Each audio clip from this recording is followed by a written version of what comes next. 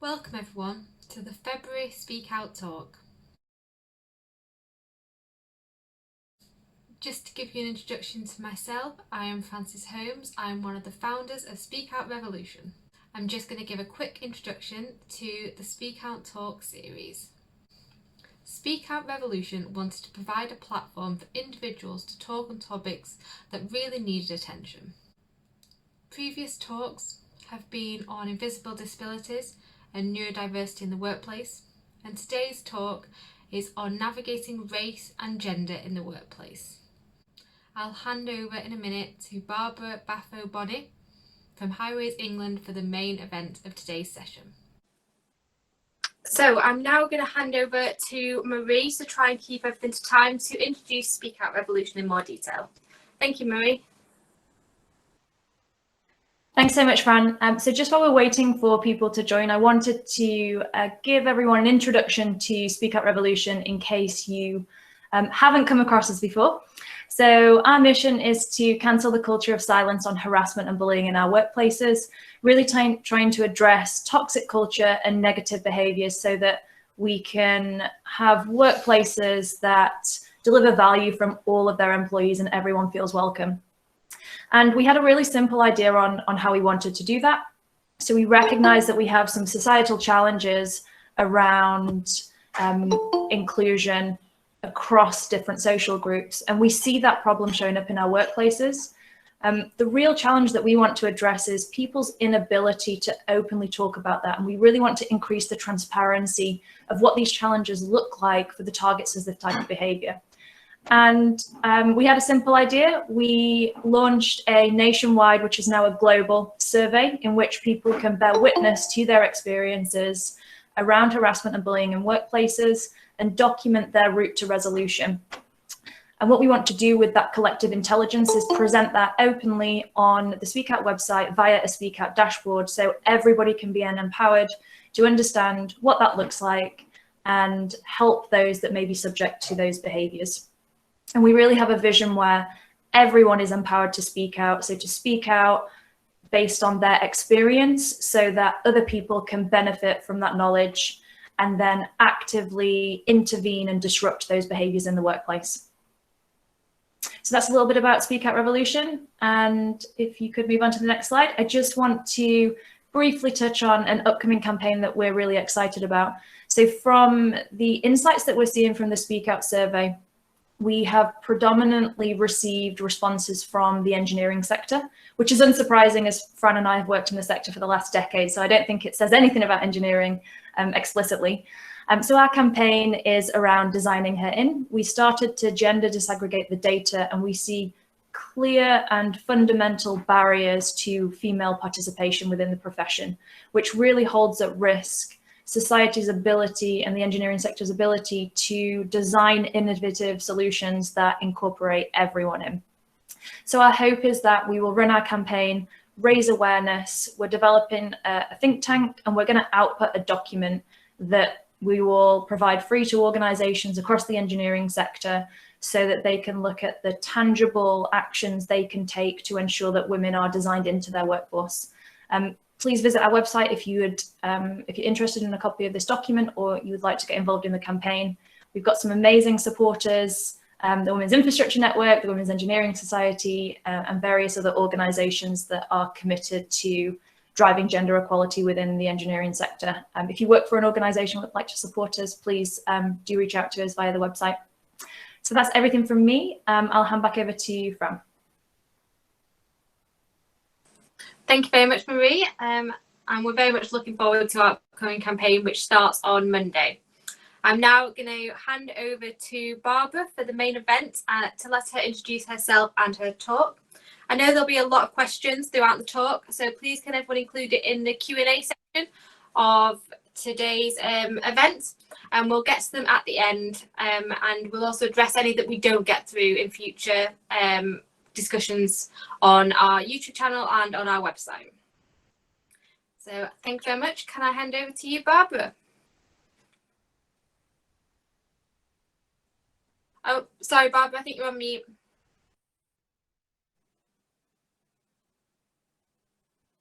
Great. So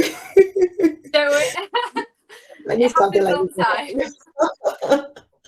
Great. So thank you, Speak Out, for giving me this opportunity, and thank you everybody that has joined to hear my story. And so a bit about myself. If you go to the next, I don't know whether I have control over the slides. Yes. So thank you. Yeah. So that's me. And so a little bit of introduction about myself. My name is Barbara. I am an economist with over 10 years experience working for the utility and infrastructure sectors, both in the public and private sectors, and worked across electricity, gas, water, and I'm now in the transport sector. My core experience include economic analysis to help companies make good business and investment decisions, delivering value for its shareholders, customers, and society. So I currently work for Highways England, and for those who don't know, Highways England is a government-owned company that operates, maintains, and improves England's motorway and A roads. So what my core role within the business is, I lead the evaluation and method assurance of our complex infrastructure program. I help the business assess whether our schemes are delivering value for money we set in our business justification case. And I also lead and oversee method development, and I monitor the evaluation standards for wider economic impact, the environment, safety, and social impacts. So that's my role now. So what do I want to achieve today? I know that talking about race, racial discrimination, race and gender in the workplace is sometimes an uncomfortable discussion, and sometimes it is swept under the carpet or not talked about. But what I hope to do this afternoon is, I hope that my talk will encourage somebody. I'm going to share you a personal story. It will encourage and empower someone, whether of color, whatever your gender, to pursue your career goals. And I also hope that this talk will help people who manage people of color to understand the challenges they face and give them the extra support they need to achieve their goals. Okay, so I'm going to start you on my journey. So I come from Ghana. It's a beautiful country in West Africa. And a very interesting fact about Ghana is that until 1957, it was called the Gold Coast. And why? Because it's popularly known that back then, when it rains, you can actually pick gold nuggets as stones. And it had so much gold, and it still does, that it was referred to as Gold Coast until independence, when the name was changed to Ghana. I grew up in Ghana. I had my secondary and first degree in Ghana. I came to the UK in 2005 after I had a HerIn scholarship. This is a scholarship offered by the Foreign and Commonwealth Office. Very competitive, so I was really blessed to go through all the rigorous selection and interview process, and selected among about 8 people to pursue a master's in economics. But there's a twist to my story. I found out I was pregnant when I got the scholarship, and so, believe it or not, I came to the UK almost 7 months pregnant and wanted to pursue a master's degree in economics. I did that. I don't know how, but I managed to finish without. So I went to the University of York and did a master's in economics. There were a lot of challenges with being pregnant, having a baby. But then, despite all these challenges, I managed to get a distinction in my master's. I felt like, wow, if I can do this, bring it on. I can do anything. And then on this journey, so next slide, I got my first job for a water and engineering consultancy a few months after my master's. And what happened on this journey, that I was gradually becoming aware that I was facing sort of like a block. I was a woman working in a male-dominated sector. I was Black. I have an accent, as most of you can pick up. I've worked in the South, I've worked in the Midlands, I'm now living in the North, so you can imagine the different accents I had to go through. And I now juggle a career with 3 kids. And I looked around and I realized that I didn't have any role model. So let's fast forward. It's been over 10 years now. But what I noticed almost immediately was that my experience in my first years was largely mirrored by my experiences now in all places I've worked. I am consistently one of the very few Black women, and in most cases, the only Black, or in some cases, the only woman in the room. And despite these challenges and blocks, I believe that I've had, or I'm having, a successful career. I just got promoted to a senior management role in my team.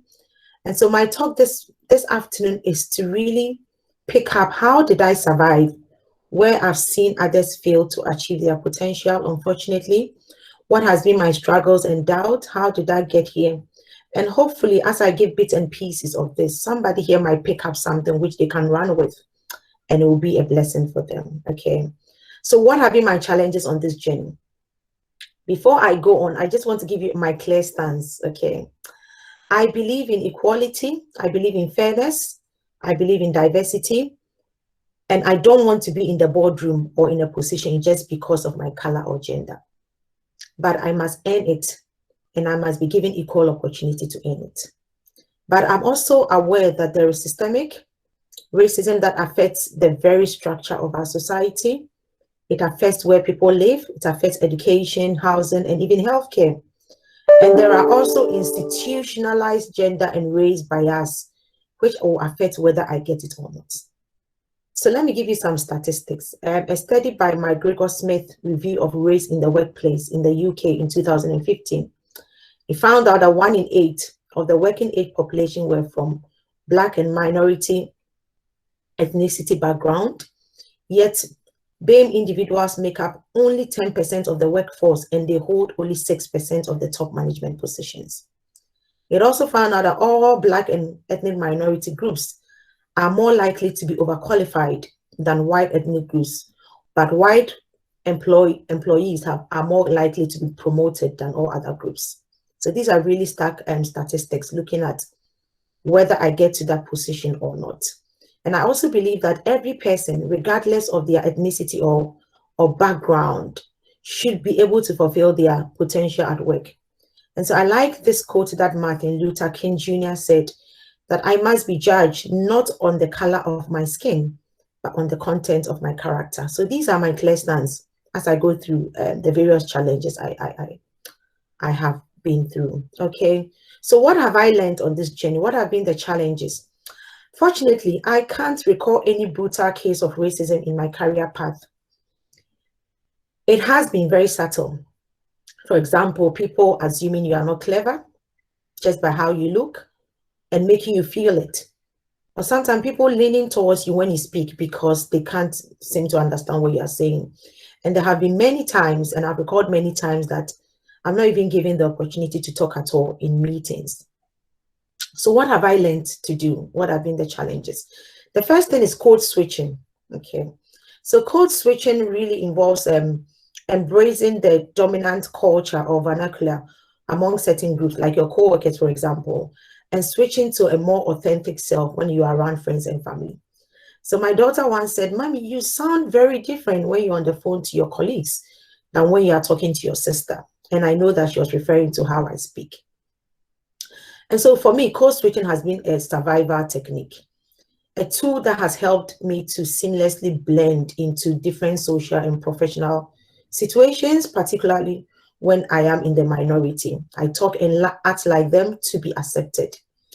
And this code switching can be done unconsciously, or it can happen without you even noticing it, that you are doing it. But I want to say that code switching can be mentally taxing. It can be exhausting. It can be demoralizing to feel that you have to hide or adjust part of who you are. So in a study carried out in the Harvard Business Review on the cost of code switching, it found out that although code switching is necessary for advancement in your career, especially for people of color working with white-dominated environment, it takes a great psychological toll on the person, and there's a danger of loss of identity at the workplace. So for me, code switching made me second guess myself, and it affected my confidence. So many times I need to construct my sentence in my head before speaking. And so my common phrase, which I've stopped doing, was more of asking people when I'm talking to them, I hope I'm making sense. I stop in mid-sentence to gauge whether people understand me. And sometimes I'm less confident because of this issue of code switching. The second thing is I need to work harder.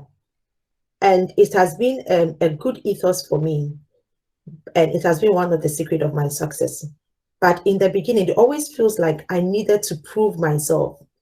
I needed to work harder than my white counterparts to earn the trust that I deserve. I've stayed up countless of times overnight so that I can nail that presentation, or I've stretched over and above to get the job done. And it has happened to me before where I found out that I may be going against someone in an interview, a job interview, and I immediately sense that I will not get the job because I feel like I'm inadequate in sense of what I can give out. So there's also this feeling of your work is judged by other intangible things. So some of you are familiar with this caricature of Serena Williams showing what a Black woman really stands for, angry, and what a typical Black woman stands for. So I work in a predominantly white environment, and I'm very conscious of being perceived as overly loud or angry or argumentative. And so sometimes I feel like water down my personality basically so that people can't say that I am a typical Black woman and whatever that means. And there are other things of you are tied to other people of color. And this is the experience of many Black people, ethnic minority groups, that we are tied to other people of color who are in poor situations. So I can go to a conference and have meetings in London, and I'm very sure that the people of my color will be those pulling the cleaning cart, or those at the security checkpoint, or bringing in lunch, etc. I'm not demeaning the work they do, but I always ask myself, will I find them in the same room as I? And rarely, because I will notice. And most of the time, I'll be one of the few Black people sitting in that room. Okay. So that brings me to another part of questioning my abilities. So I begin to think, I get a job, I got this promotion, and I begin to think, did I get it because I'm Black and a woman? Or am I being used to adjust a company's diversity aspirations? Or did I not get it because I'm Black? How did I perform? How did I? It made me question myself or question my abilities on a number of times, even though people have always told me that I am very good at what I do. The last thing is to do with, you can't be what you can't see. And these are the famous words by Marian Ruth Elderman. She was an American activist for human rights. And these words, they are as much true for children dreaming of becoming rocket scientists or astronauts or landing on the Mars as they are for Black women climbing the corporate ladder. So in my over 10 years of working in corporate UK, until I've never seen a Black woman who had a higher grade than I did in my organization. And I can assure you that I've worked for over 4 big companies now.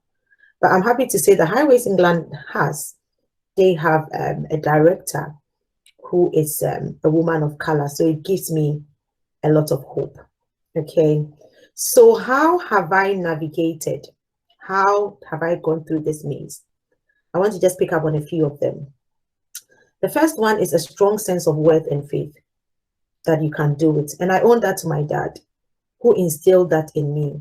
And I remember growing up in Ghana, my dad always tells me, this is your motto. You are either the first or with the first.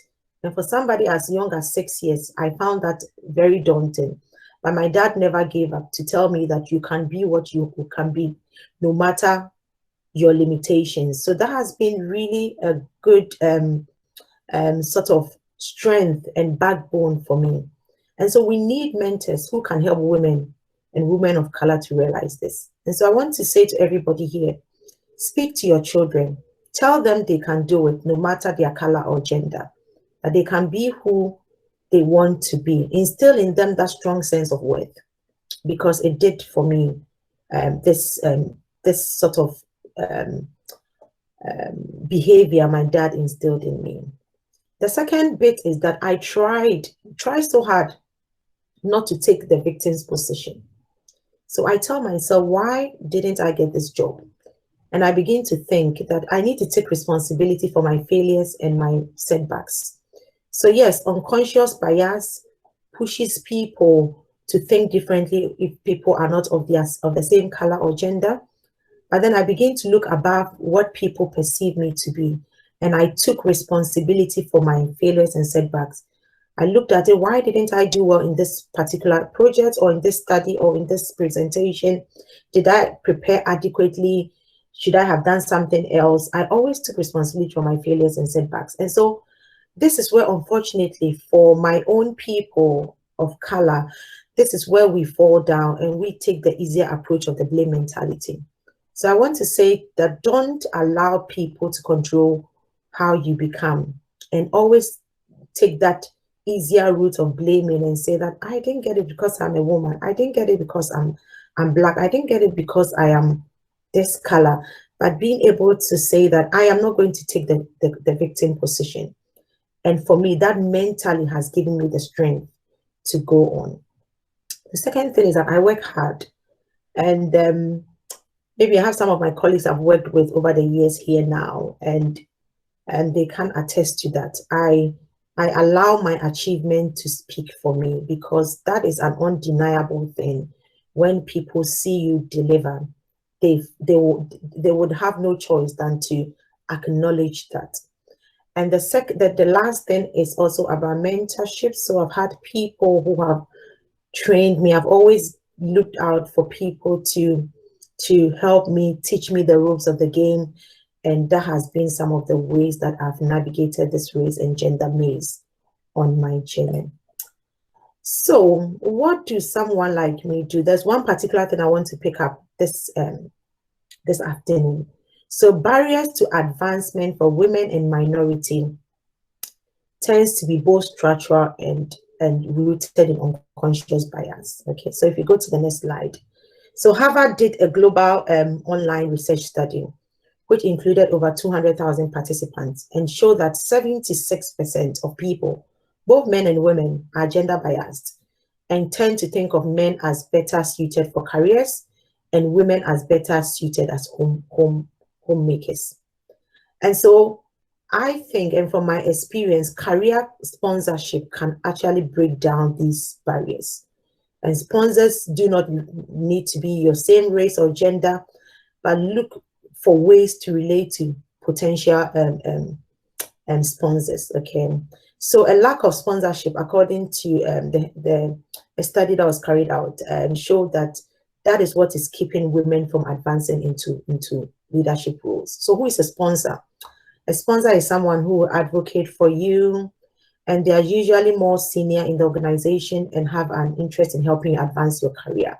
Okay, so it is a kind of relationship which somebody senior, somebody powerful uses their personal clout to talk up, advocate for you, and place a more junior person in key roles. So there is a difference between mentors and sponsors. So a mentor is somebody who has the knowledge and will share it with you, and I've had people like that. But one of the game changers for me is a sponsor. A sponsor is a person who has power and will use it for you. So a mentor has knowledge and will share it with you, but a sponsor is someone who has power and will use it for you.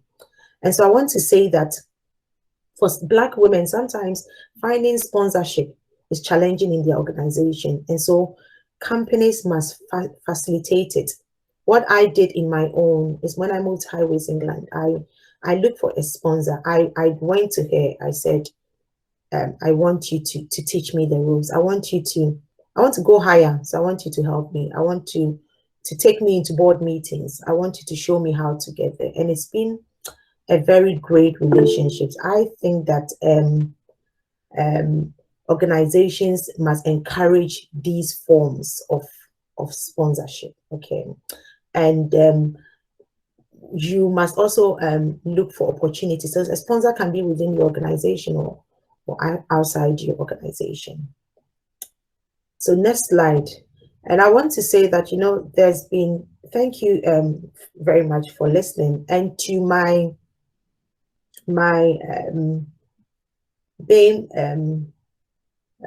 people, and even to every woman here, I want to reiterate what Michelle Obama said. Don't be afraid. Be focused. Be determined. Be hopeful. Be empowered. And for 2021, I've seen two remarkable things happen, which has given me so much hope. So we have seen two women of color, the first being the first Black woman to be the Vice President of the United States. And last week, the first woman and Black Director General of the World Trade Organization. Dr. Ngozi is an economist from Nigeria. And all these things gives me a lot of hope that we need to be focused, be determined, be hopeful, and be empowered. Okay. And to organizations represented here who has a voice, I want to say that, you know, for Black women, once they are in the door, because it's very difficult to even get in the door, I think they need to feel supported in ways that are specific to being a woman of color, so that even if they are alone on their team, they will realize that they are not alone at all. So thank you very much for listening, and I'm happy to take your views or questions or anything that you want to share with me. Thank you for your time. Thank you so much, Barbara. That was absolutely amazing talk and really inspirational. I specifically liked your quote around that you can't be what you can't see, and that's a big focus for our upcoming campaign as well. I think that's very inspirational and something to work towards. Firstly, before we come into the questions, I have just got 3 asks from ourselves at Speak Out Revolution to the community here. And they should be on the screen now, I hope. So this is to engage with our campaign that we discussed at the start, being a visible supporter and sharing anonymous barriers that you have faced in your workplace. So head over to our campaign page, you'll be able to see it on our website, and complete the forms on there if you have insights and want to be a supporter. We also, as Marie said, would love organisations to support who share their aspirations for truly inclusive workplaces as well. Obviously, we have a lot of emphasis on our Speak Out survey, and this is where we're really going to drive our positive change. So if you've experienced negative behaviours in your workplace, please do fill out the Speak Out survey. And finally, the Speak Out talks. This was an amazing one from Barbara, and we hope to continue on this track of doing inspirational talks from different communities. So if you would be interested in being a speaker, please reach out to WAMI. Or if you're also interested in sponsoring the event, we had an amazing sponsor at our last event, which was for women in nuclear. So please feel free to contact Marie if you are interested in sponsoring any of our upcoming talks. Our next talk will be at the end of March on the future of work. And I'm just going to leave the survey QR code there just in case. So now let's come on to any questions we have. I don't know whether we've got any in the chat just yet. So it does look like we have. So Marie has put the one at the bottom, so I'll read that one out first. She's interested in understanding what you think are the most prevalent forms of harassment and bullying for women of colour. So Barbara, have you got any insights on that? I think one of the ones I found was not being able to speak in meetings, for example. It's quite and there are two things to it. It's I don't know whether it's because it was predominantly men, and sometimes people wants to really show sort of that manly thing by speaking all the time in meetings. One of the things I found was very difficult to even get my voice in meetings was the other a form of, for me, harassment. Or those are from my experience, that's the prevalent, people judging you based on what they see more than what they want to hear from you, first of all, to make that sort of judgment as well. Yeah. And yeah, there's other things like my hair, and I've had somebody tell me, oh, you look very hot, something like that. But it's it's, yeah, I don't know whether it's more to do with being a woman than being a black person per se. Yeah, so that's been for me the prevalent form of that sort of harassment. Yeah. Thank you so much. So Anna Gale, I believe you've raised your hand. Would you like to come on for a question?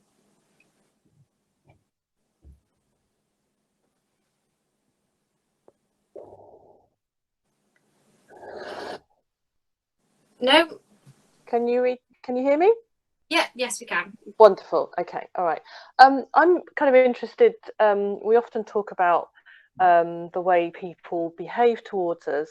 I'm just interested in your experience of the behaviour of other women, because you talk about how important it is to have sort of sponsors and mentors, and it can very easily sound like women support women, but I've had absolute experience which has been so disappointing of senior women, and it's almost like they're part of that club. You're the only woman maybe in that room, and when another woman comes into that room, they don't support you.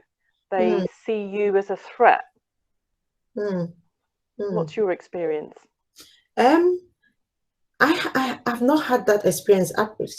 Surprisingly, my sponsor is a woman as well. I've not had that experience of having that pushback from women, but I've heard some of my friends talk about it, that their biggest blockade actually has been the seniors who are women in their organizations, and they feel threatened. They feel like they feel that sort of I'm the only woman here, feeling of I'm the one in charge here, and then another person coming on. So I've heard it from some of my friends, but for me directly, that has not been sort of the story for me. I have had more pushback from men than women. Yeah. But I've heard that aspect of their story as well. So people actually tell me they prefer men to be their managers than to have a woman manager. Yeah. Thank you. Marie, would you like to add something to that? Yeah, I was just going to actually jump in, Anna Gale, and say, from our Speak Out survey results so far, what we're seeing is the most likely person that will harass a woman in the workplace is a male manager with direct authority over them. That the figures are actually reasonably surprising surprised me from conversations that I've had with people. It's not actually, so it's the majority will be male, but around, I think it's nearly 50-50, something like 40% of harassers of women will be female. So it's kind of interesting that you should say that and be surprised by it, because I think there's a stereotype when we talk about harassment and bullying that it's men that harass women, and the assumption is it's sexual harassment. And actually, the data that we're gathering suggests something slightly different. So it's one of the messages that we're trying to get out there, like don't just beware of men, beware of women as well. So I just wanted to throw that in there. Thank you very much, Marie. If are there any other questions from the floor? So for me, I would like to understand a bit more about sponsorship and organisations that do it well, and also whether you've had experiences where it needs to be improved as well. So I didn't know about sponsorship until I joined Highways England. I've always thought of it as mentors, where somebody teaches you. So for example, being an economist, there's so much to learn that I've always had mentors telling me about the latest trends, the latest thinking. But then I found out that it's actually different to have a sponsor. So a friend who is doing an executive MBA and doing a lot of work with sponsorship within the workplace actually mentioned to me that it's good to have a mentor, but why don't you look for a sponsor? So the only time I've actually had a sponsor in my career was in Highways England. So I met a lady I worked with in a previous role in Yorkshire Water, and she's now a director. I approached her and I said, I didn't even do it through HR because or through my manager, because it's sort of, we don't have that system in place for anybody to do it. So I feel like I have carved my own way, and I said, I really want you to be my sponsor, and spoken to her and said, what do you want me to do? I said, this is what I want you to do. So we have, say, bi-monthly catch-ups, tells me there's a board meeting going on, if you want to come, or giving me that opportunity to be visible within the organization and telling me how to be visible within the organization. So it's not something that I think it's even formal within Highways England. I may be wrong, but I searched our website, intranet, and I didn't find anything. But because a friend told me that it works so well, especially if you are a woman and you want to get into the leadership position, talk about look for a sponsor, and that's exactly what I did. So yeah, if it is not something formal within your organization, and you find somebody you could talk to. Somebody told me an experience where they found a potential sponsor, spoke to the sponsor, and the sponsor just said, I can't do this thing for you, and wasn't willing to do it. You see, so it's really finding somebody who's willing to do it. And yeah. Yeah, thank you so much. And I can second that. I've worked across the civil service, and sponsorship does seem to be very key in that area for progressing. It's a bit different in industry, but I can see the value of it across the board, definitely. So we've got another question from Deepika. I'm sorry if I pronounced your name wrong. I hope it's correct.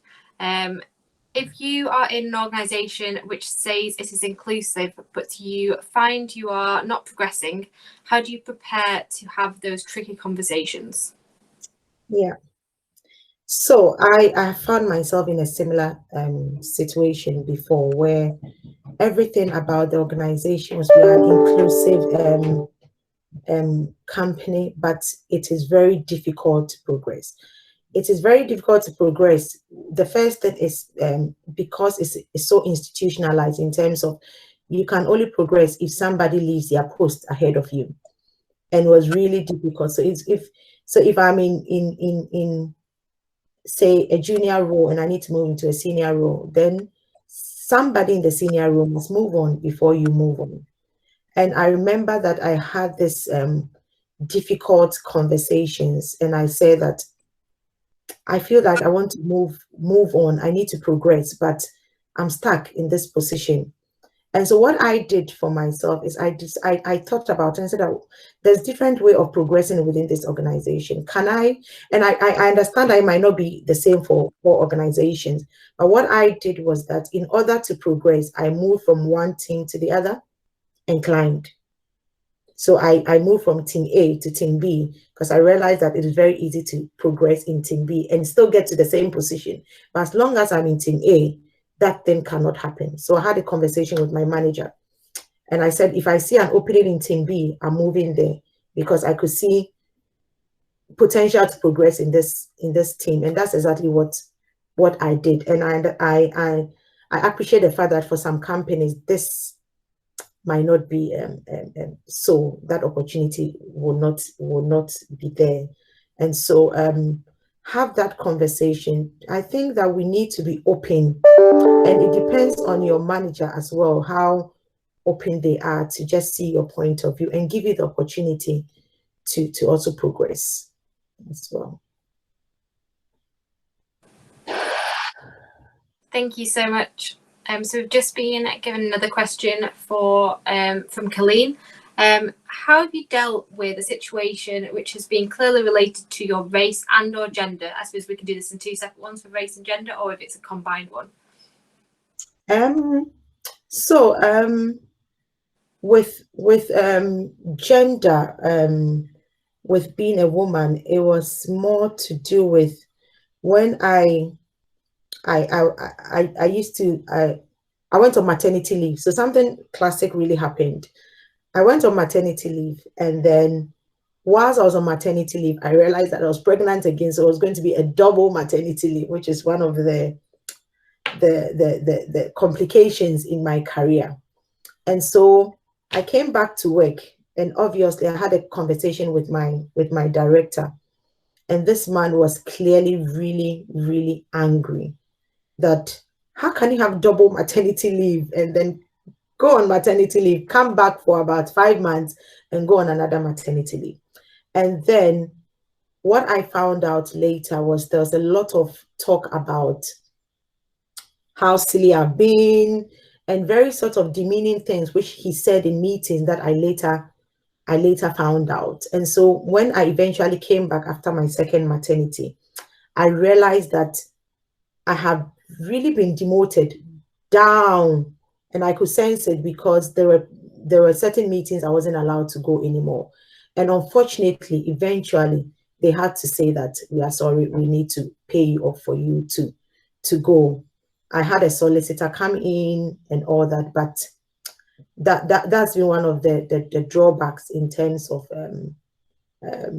being a woman and having children. And I mentioned earlier on juggling children and how that affects even your progression. So it's one of the ways. How did I deal with it? I was very disappointed, but when they offered me a way out, I gladly took it. And I must say that I'm happy I did, because it opened doors for me to be where I am today. And I always felt that I could have stayed in that organization for years and still been at the same position. So I'm glad it even happened that way. Yeah. That's so disappointing to hear, and it's very poor leadership behaviours. I'm wondering whether there are any other questions from the floor.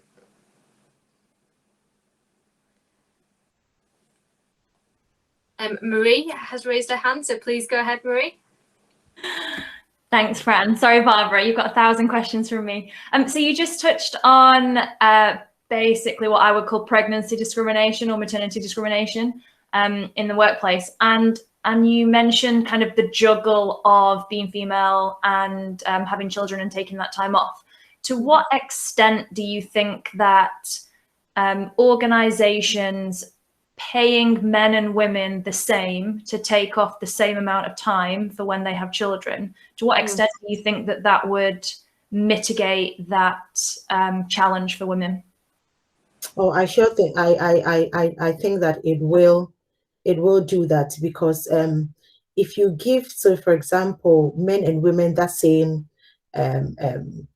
pay in terms of you take 3 months off or 6 months off, and then men also can be given the same sort of incentive to also take time off. I think that what it will do for women is that it will stop that gap, that disparity between when you come back from maternity. I don't know whether you've experienced that you come back from maternity leave and all of a sudden, for me, in my sector, I realize that everything has moved on. For say 6 months, you've been on maternity leave, and it feels very hard to catch up because a lot of project has been done, a lot of changes may have even gone on. But if men are also given that equal amount to also be able to stay and take maternity leave, then we could all have that balance in terms of career progression and all that. So yeah, I think that it will halt that disparity and gap between where women are and where men are, especially when it comes to having kids and coming back to the workplace. Yeah, and even doing part-time or not coming back as full-time, and how it is even perceived on your productivity as well. So I've had 3 kids. I've never done part-time before because I feel like if I do part-time, I may not be able to give my best, and I hate that feeling. So yeah, I'm sure at a point in time I need to do part-time. Yeah. I'm glad to have your support on that then, Barbara. Thank you. Yeah, I think that's a really important topic, that equality does work both ways. And for women to truly be equals in the workplace and have the diversity and inclusion that we need in our workplace, men need these benefits to allow women to go back to work and not always take the time, or vice versa. So I really think that is a good point to raise. Maria's raised a point in the chat, and I want to open the floor to the community here. Would it be useful for us to share with the Speak Out community about sponsorship and different topics of sponsorship?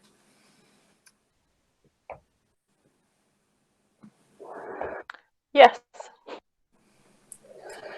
Thank you, Anna-Gail. I appreciate that, and we really appreciate your input into that, Barbara, on how you've experienced it and all the good points that you've raised throughout this.